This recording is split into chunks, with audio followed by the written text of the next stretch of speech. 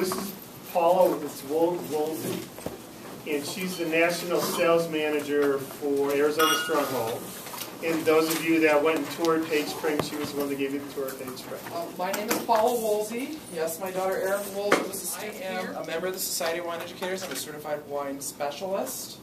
I am also the National Sales Manager for Arizona Stronghold, Page Springs, Caduceus Cellars, and Merkin Vineyards. I also have owned and operated 2 restaurants and a wine shop. And I have run and managed a couple of hotels. And I am also the vice-assistant for the Chambre Rotisserie. So you have in front of you here a walking encyclopedia of many facets of what you guys are learning about. So my job is traipsing around the United States, Canada, and now Australia, showing them why Arizona wines are something to be taken seriously. You get into doing all that stuff. How did I get into it? My father was in the wine business and my grandfather was a winemaker, so it was in my blood. So I got into wine, I got in the restaurant business first. And I ran a restaurant called L'Auberge de Sedona for several years, won their first wine list. Then I went over to Enchantment, was the beverage manager there, got their first award-winning wine list. And then at that point in 1994, there was a company called Cactus Beverage. This was before Alliance was created. Alliance was Cactus Beverage and Arizona Beverage merged together. That's essentially it. I got into the distribution side in early '94, coming from hotel and business.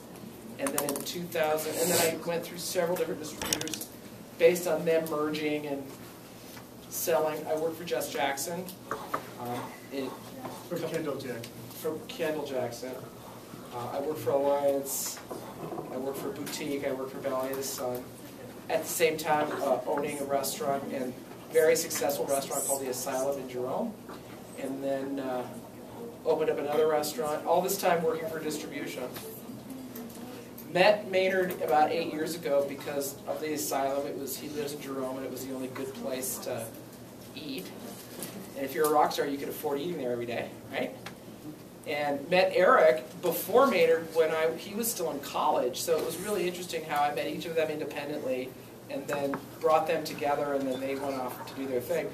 Probably starting in 2007, in the throes of me opening up another restaurant, they started saying, you know, they know how to make wine, but they don't know how to sell wine. There's a big difference there.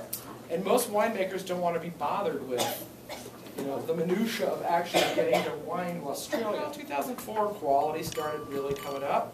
By 2008, I was on the bandwagon.